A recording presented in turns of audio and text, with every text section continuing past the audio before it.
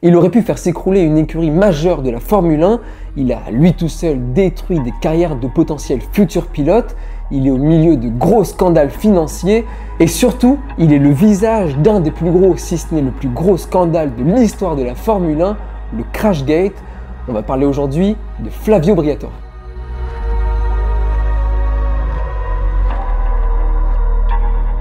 Mais c'est la première vidéo de l'année, donc on vous souhaite une excellente année à tous. Merci de nous regarder, merci de votre soutien, on espère qu'elle sera très bonne pour vous. Nous, de notre côté, on va essayer de vous proposer plein de projets. Il y a une super saison de Formule 1 qui va arriver, des nouveaux pilotes, Lewis Hamilton chez Ferrari, tout le monde en parle, un Max Verstappen qui va être remonté comme jamais, des Charles Leclerc, Lando Norris ou Piastri qui vont être à sa poursuite. Donc on va essayer d'être là pour vous faire vivre tout ça, repartir dans l'histoire de la F1, mais aussi essayer d'ajouter à ça de l'actualité. On va vous proposer tout ça. Flavio Briatore, ce businessman italien sans aucune expérience de base dans le sport automobile, a gravi tous les échelons pour devenir l'un des personnages majeurs de la Formule 1. Une légende, mais une légende marquée par des scandales. Il a été directeur de l'écurie Renault, il a été directeur de Benetton, et maintenant il est nommé comme coordinateur exécutif chez Alpine. Briatore a été l'homme des succès de Michael Schumacher notamment et de Fernando Alonso chez Renault, mais c'est aussi celui qui est tombé en disgrâce à cause de l'affaire du Crashgate. Mais Flavio Briatore, c'est avant tout un homme d'affaires. Né le 12 avril 1950 à Verzuolo, en Italie, il avait déjà du flair. C'était déjà un stratège quasiment né. Briatore ne va pas directement commencer par le monde de la Formule 1. Il va démarrer par le monde de l'assurance, il va ensuite acheter des restaurants et puis des clubs de jeux, des clubs de poker. Son flair pour les affaires l'aide à construire un certain succès pour ses entreprises, mais aussi des premiers ennuis avec la justice. Mais vous allez voir, c'est que le début pour lui. Dans les années 1980, l'homme d'affaires italien va nouer des liens avec Luciano Benetton. L'homme a créé la marque de vêtements Benetton, et vous allez voir, ça va lui ouvrir surtout des portes vers une nouvelle spécialité, une nouvelle catégorie.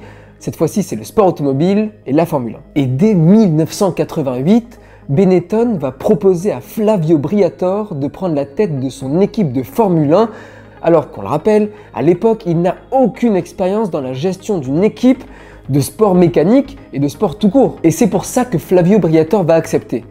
Il va amener une nouvelle vision du sport automobile qui fonctionne comme dans le monde des affaires dans lesquelles il a l'habitude de fonctionner. Il veut développer la gestion commerciale et marketing autant que la gestion technique qui n'est pas de son ressort. Son objectif à court et moyen terme, faire de Benetton une écurie compétitive qui peut gagner des courses et même des championnats du monde. Briatore est un homme autant borné qu'il est ambitieux. Et dès son arrivée chez Benetton, il bouleverse tout. Licenciement, restructuration et aussi l'approche de nouveaux talents pour intégrer l'équipe. Et en 1991, il va très bien s'entourer. Il va embaucher Ross Brawn, l'un des plus grands ingénieurs de la Formule 1 à l'époque. C'est super de bien s'entourer des meilleurs techniciens qui vont faire une super voiture, autant esthétique que technique, super à conduire, mais il faut aussi avoir de bons pilotes. Et est-ce que là il aura le flair? Il n'a pas forcément l'occasion d'avoir les meilleurs pilotes du plateau bien sûr, il va devoir trouver des rookies, est-ce qu'ils seront performants? Il a eu Michael Schumacher. Voilà, première année, Michael Schumacher est dans le paddock. Le jeune pilote allemand, en provenance de Jordan, est recruté par Flavio Briatore parce qu'il voit en lui le futur champion du monde. Le meilleur, le plus grand talent qu'il n'ait jamais eu l'occasion de voir en Formule 1. Et ça ne loupe pas. Très rapidement, on va voir que Michael Schumacher brille sous sa nouvelle écurie verte. Flavio Briatore a encore eu un nez incroyable et dès 1992, le jeune pilote allemand va remporter sa première victoire en Formule 1, faisant de lui l'un des plus gros cracks de sa génération et l'un des potentiels meilleurs pilotes de l'histoire. Et l'apogée de ce duo arrive lors de la saison 1994. Cette année-là, l'écurie Benetton devient championne du monde. Avec son pilote, mais aussi son stratège, le duo est vu comme le plus influent du plateau. Mais c'est là qu'on va commencer ensemble à s'intéresser aux vices de Flavio Briatore. Car pour cette saison 1994, ça ne loupe pas, il y a un premier scandale qui éclate. Certaines courses sont entachées par des rumeurs qui proviennent du paddock, alors qui sont parfois émises par d'autres écuries ou par des journalistes influents, qui diraient que la voiture de la Benetton 1994 n'était pas légale. Malgré tout, Flavio Briatore réussira à étouffer l'affaire et on ne remettra pas en question le titre de champion du monde de Michael Schumacher. Et pour l'année suivante, Benetton remet le couvert. Michael Schumacher redevient champion du monde pour la deuxième fois d'affilée, bravo pour l'exploit, et l'écurie Benetton va avoir son premier titre de championnat du monde constructeur. C'est très impressionnant pour une raison bien précise. Malgré les controverses qu'il y a eu, Benetton n'est pas du tout l'écurie qui a le plus de budget dans le championnat. Ils sont par exemple très loin d'une Ferrari ou d'une Williams. Et c'est Flavio Briatore lui-même qui a permis en grande partie à cette écurie de se surdimensionner pour devenir bien plus importante qu'elle ne devrait l'être et lui permettre de remporter tous ses prix. En 1997, Renault rachète Benetton.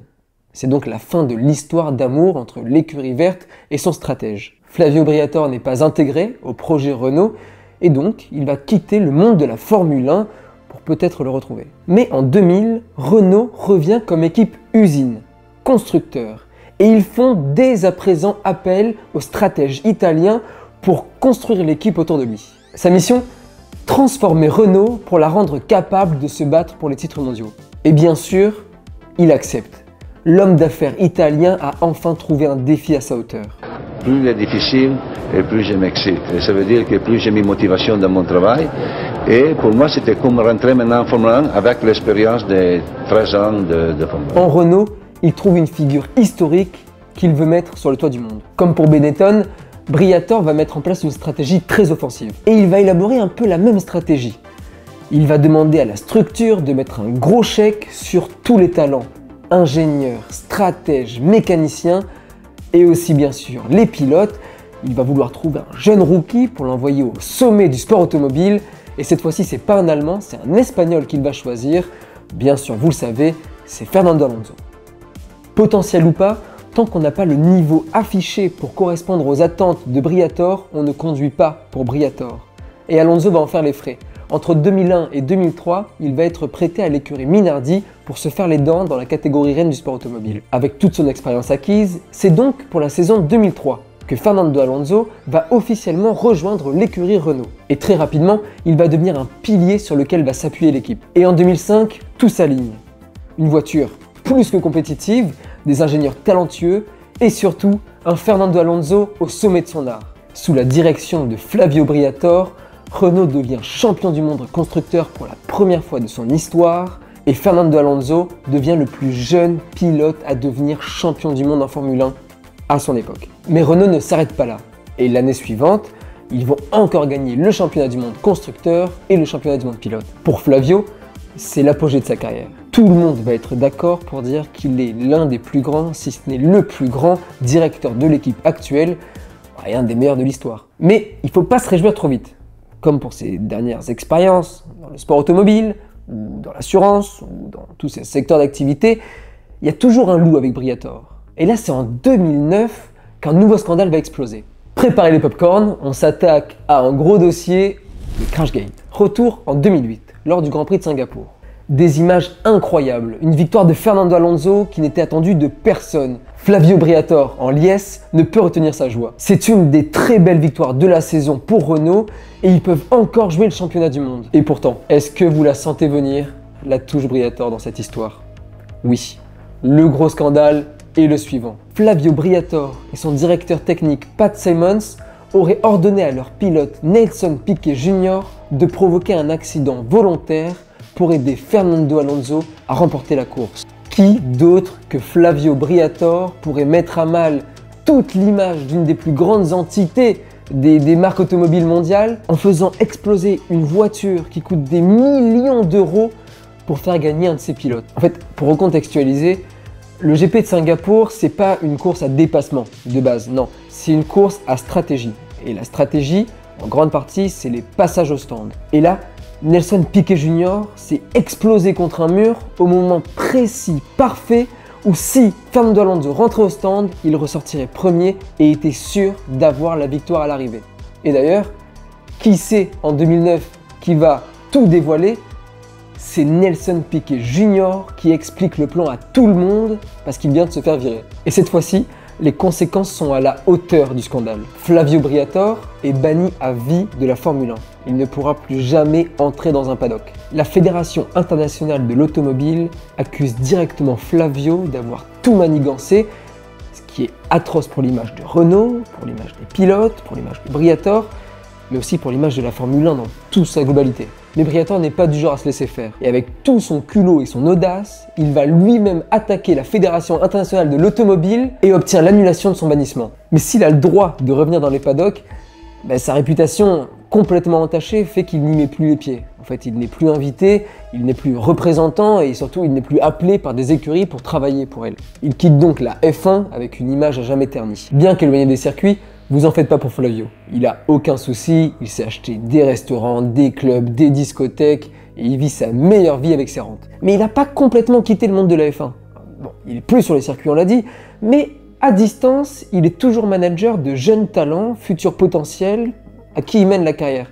On pense notamment à Jack Doohan, qui est aujourd'hui un nouveau pilote Alpine. Et tiens, d'ailleurs en parlant d'Alpine, qui c'est qui a fait son retour en 2024 en tant que conseiller exécutif? Bien sûr, l'homme d'affaires italien, toujours dans les bons coups, qui s'est fait les bonnes grâces de Luca De Meo pour venir restructurer l'écurie. L'écurie Alpine était tellement en déclin qu'elle a décidé de faire appel à Flavio Briatore et sa main de maître pour restructurer l'écurie. C'est dire l'angoisse dans laquelle était Alpine à ce moment-là. Et dès son arrivée, plusieurs décisions importantes ont été prises. Mais là, je vais mettre des guillemets parce que c'est difficile de connaître son niveau d'implication. On pense par exemple bien sûr aux moteurs qu'Alpine ne construira plus puisqu'ils seront motorisés par notre constructeur pour les prochaines années. Par contre, là où on est sûr qu'il a joué un rôle dès son arrivée, c'est dans le transfert des pilotes. Esteban Ocon a pris le départ pour Haas et Pierre Gasly, lui, garde son baquet chez Alpine. Et c'est donc Jack Doohan, un des jeunes poulains de Briatore, qui a pris la place d'Esteban. En moins d'un an, Flavio Briatore a déjà repris la main sur l'équipe. On peut le voir avec des exemples précis. Esteban Ocon qui n'a pas pu dire au revoir à toute l'écurie, qui n'a pas pu courir la dernière course à Abu Dhabi pour cette saison 2024, c'était en partie une de ses décisions. Et c'est à se demander quel impact il aura sur l'avenir de l'écurie et quelle place Alpine aura dans le championnat du monde des constructeurs dans les prochaines années. Alors, entre visionnaire ou escroc, où se situe aujourd'hui Flavio Briatore pour vous? Je vous laisse en juger. Merci beaucoup d'avoir regardé cette vidéo. On vous souhaite avec toute l'équipe encore une fois une super bonne année 2025. On se retrouve bientôt pour un prochain épisode. Mais avant ça, n'hésitez pas à liker, partager et commenter cette vidéo. C'est super important pour notre référencement. A plus sur Outlap.